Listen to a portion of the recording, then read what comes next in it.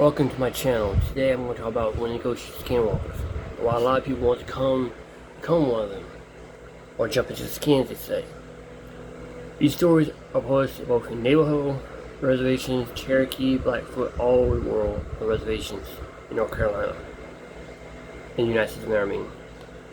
People wonder why people want to do it, because sometimes if you're raised in a bad home, especially on the reservations, a lot of jobs, you can get no jobs, alcohol problems, drug abuse, everything like that. Even generational wise. Back then, on the reservations, ancestors, especially my ancestors and all the Indians, were beaten for speaking their native tongue, because the European people who put them on reservations say that's the devil's language. Sometimes they were being accused of rape on the reservations as well. Genocide.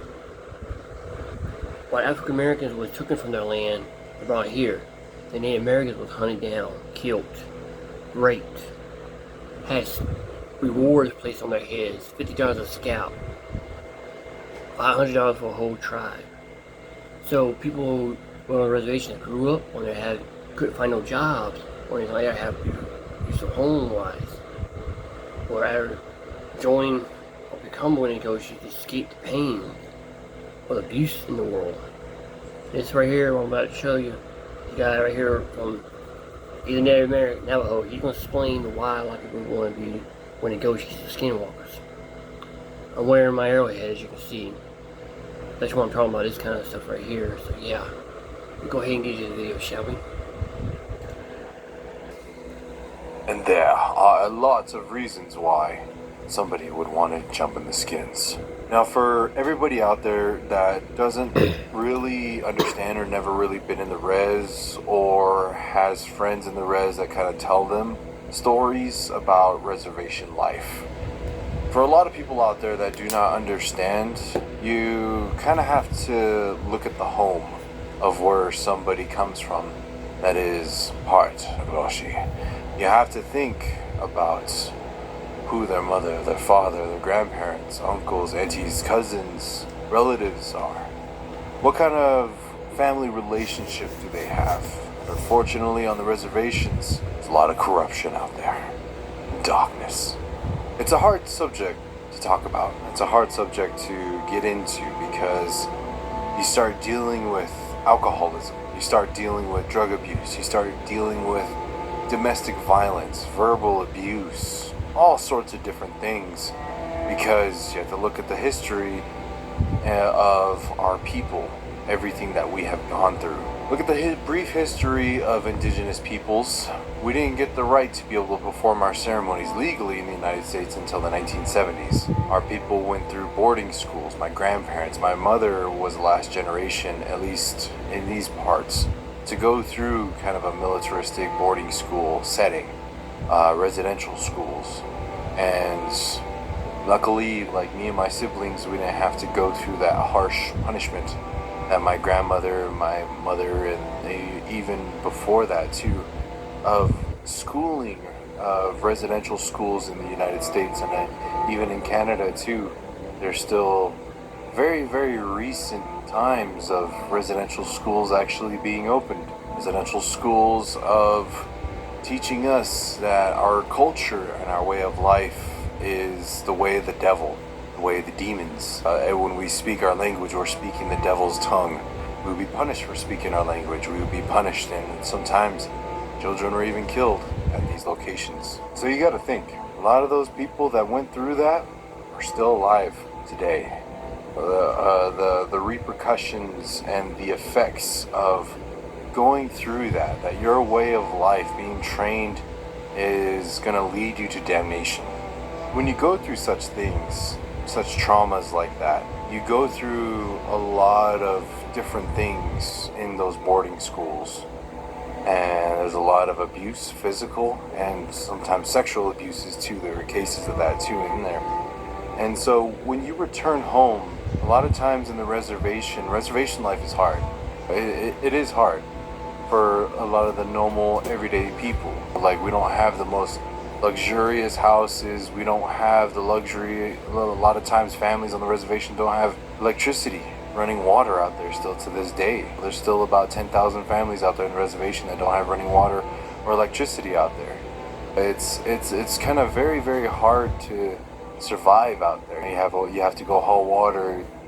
The nearest grocery store could be like 45 minutes to an hour away. Same thing with the police. Same thing with if you try to get a hold of the police, Navajo Nation police. If you've seen any of the documentaries on TV, they're very, very understaffed as far as for trying to keep law and order inside of the reservation. You have the effects of generational trauma from genocide, from everything we've been through. Different tribes have their tragedies and everything that they have gone through, the long walks, the wars, the battles, and being imprisoned on reservations up until the time when we were able to finally leave reservations. At one point, there were concentration camps for our people. So people dealing with the loss, people dealing with certain things and being relocated to different places, it's hard. You go into alcoholism, you go into drug abuse, so you deal with so many different things because a lot of times you couldn't resort to going to ceremony to getting help because it was illegal. And so the nearest thing that you could try to do is just go into all these different things that weren't good for you. And that's one of the hardest things, is losing touch with who you are and where you come from. For a lot of people out there who ask questions about the indigenous faith, indigenous belief, it's a lot of connection with Mother Earth. It's a lot of connection with the spiritual people, the Indiana themselves. And when you lose touch with that, life gets very, very hard for you because it's hard to fit in. It's hard to go in with all this everyday life. So you try to find ways to cope. You sometimes you don't have people nearby that can help you out. There's not a lot of good. There's good influences out there. There's also a lot of bad influences out there, and a lot of times it does come from the home, to where you grow up with that toxicity being normal, that toxicity being a part of your life. Now, am I saying that every home on the reservation's like this? Hell no. But there are some cases out there that are like that, and it's not just our Navajo Nation that's going through this, or just indigenous people themselves. There's people from every race and religion and faith all across the world dealing with hardship just like this. And when it comes to vulnerabilities, not having anybody there to show you a way out, show you a way to guide you to get through certain things like this, a lot of times these families out here are stuck with that toxicity. A lot of times these families are they have no way out of breaking that generational trauma, going through getting away from that, because it's an everyday thing. I know a lot of people that have gone through this certain situation, and I always ask, like, why don't you just leave? Why don't you just go away? And then they're like, go where? I have no job, I have no money, I have no car.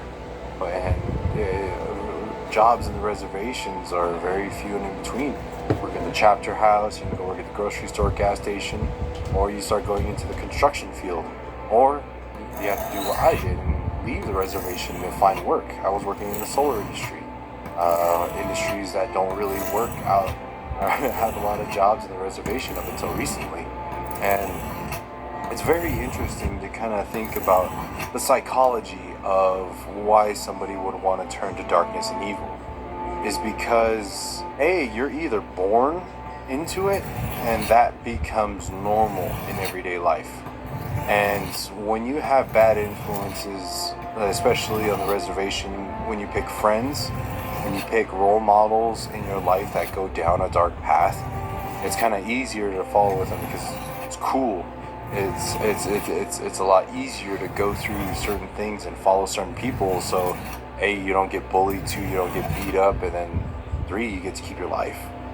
And when you think about why does someone do evil, there are a lot of reasons why out there.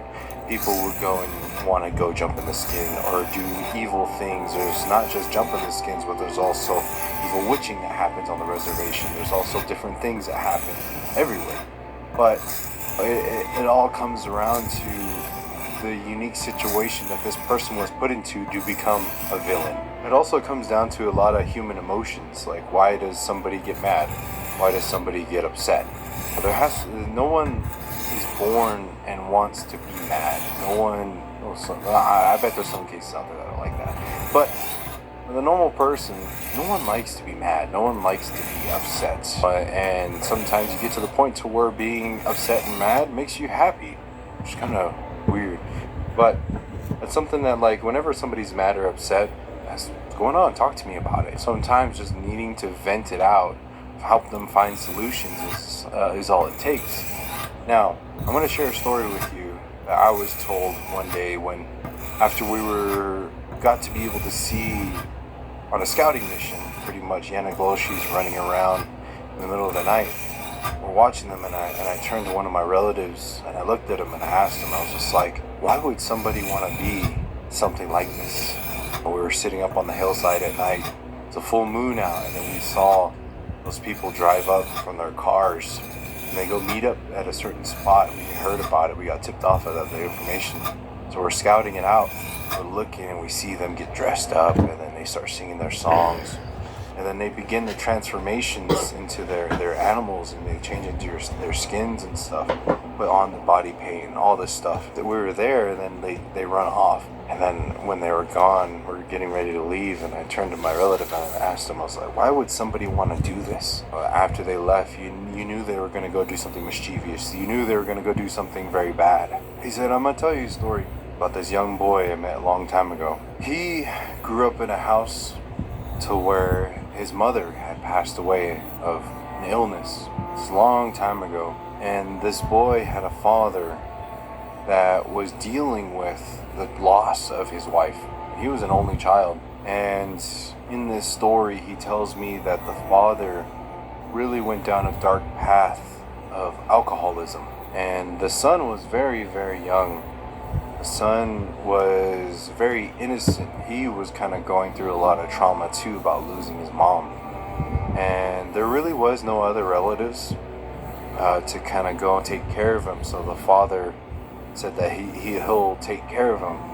But in his grieving, the father used to beat the son out of anger. And a lot of times the father used to blame his son for his mother's death. He used to tell him, like, I wish she was here and you weren't. Very, very, very belittling, demeaning, soul-crushing words his father spoke to him. He went on through this for years and years and years. And he would go to school and he would meet some guys that were they would bully him, do all these different things. And he ended up getting bullied so much, getting beat up, so many different things, that he would return home to his father, and his father would get mad at him and then beat him. He's just like, why are you letting these kids beat you? I'll show you a real beating. And he started beating his son even more. So one day the son had enough. The son did not want to go through this hardship. He didn't want to do anything really anymore. So he ran away from his home. And when he ran away from his home, he was going to go to the cliffs and jump, take his own life, because he wanted to be with his mom. But when he was getting close to the cliffs, he was crying.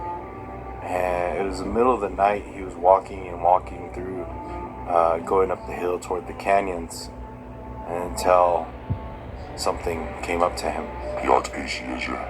And he turned and looked, and it was a Yanagloshi with a big old smile on his face. He said, "What's wrong?" And the little boy, he wasn't scared. He's never seen a Yanagloshi before, and he was at a point mentally to where he didn't care what happened to him. So there was really no fear of what this person could do to him, because his father and those kids at school already pretty much did the worst that they could to him. And he says, I'm going to go meet the Creator. I'm going to go meet my death. He said, why? And the boy told him everything. He said, oh, you're seeking love. You're seeking family. You're seeking connection. People to look after you, protect you, right? The boy was crying, shedding tears. He's like, yep, that's all I want. That's all I want is somebody to say they love me. So that Yanagloshi looked over at the canyon, looked back at the boy, said, Well, I'll give that to you, but at a price. the boy said, what? What's the price? He says you can get your revenge on your father, and I'll help you. He said, what do you mean? He asked the boy, How bad do you want this? How bad do you want this connection? Because when you do this, you'll be a part of me and my family. and then sure enough, he pointed over to his left side, and there was eyes that started glowing into the trees. These will be your brothers and sisters from now on. But a sacrifice has to be made. Your father is the only one that you have in your family left. His soul for your happiness. And the boy didn't second guess it. Yanagloshi asked, Where do you live? the boy pointed. And they went, and they got rid of his father very brutally. And Yanagloshi was hyping him up. He was, Does that feel good? Do you feel great doing this? and the boy said, yes. He's all right. Do you feel strong? Do you feel powerful? He said, yes.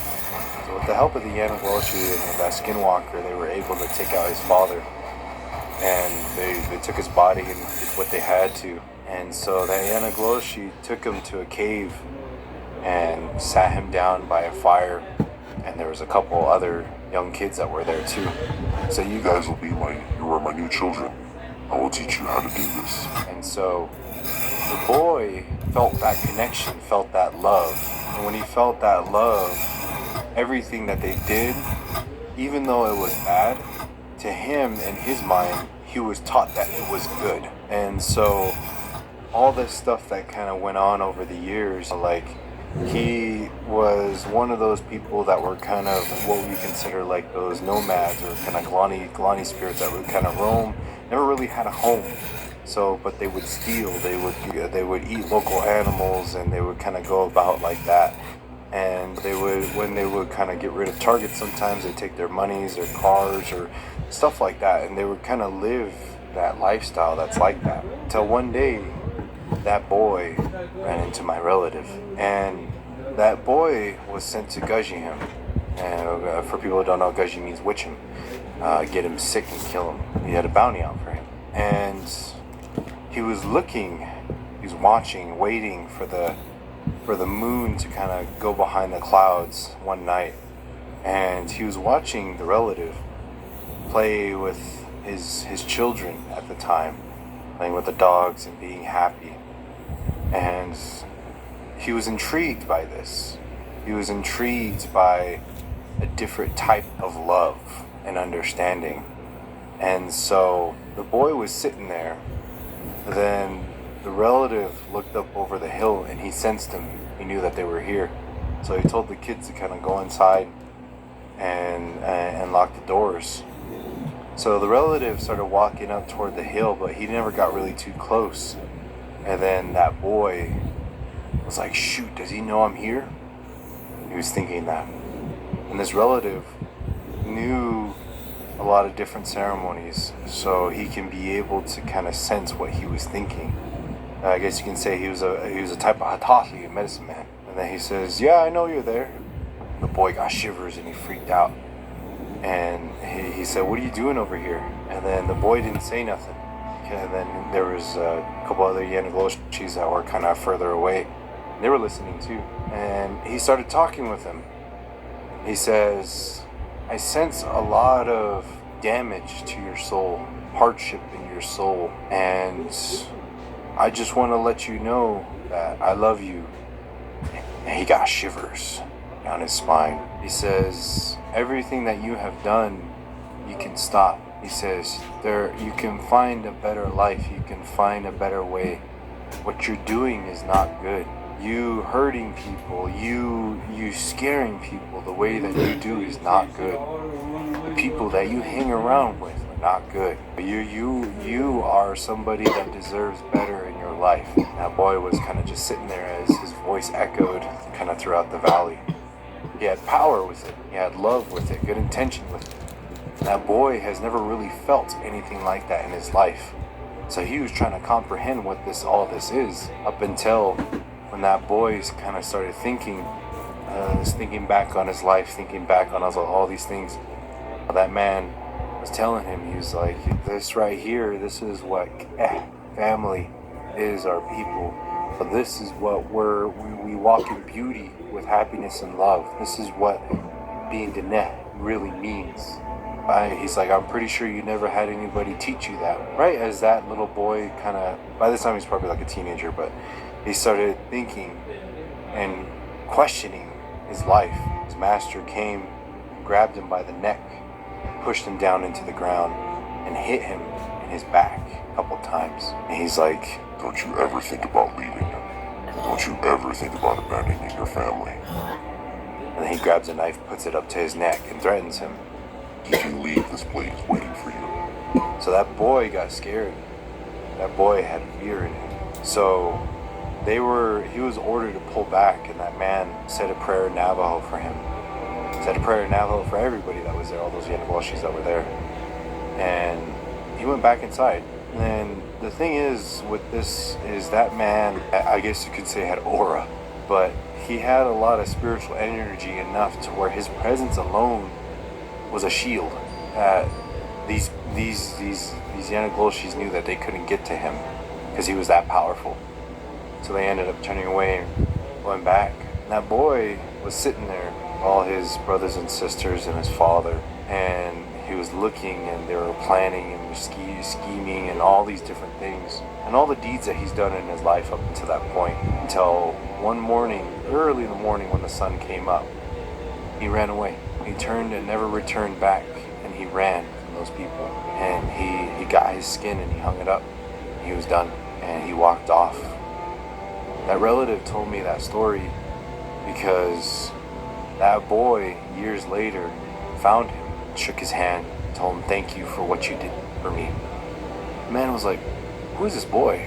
I don't understand who this was. And he's just like, oh yeah. And then, well, it didn't click for him until a little while later, thought about who that boy was. And the energy he felt from his hand kind of was sadness, but it was kind of the sadness of redemption.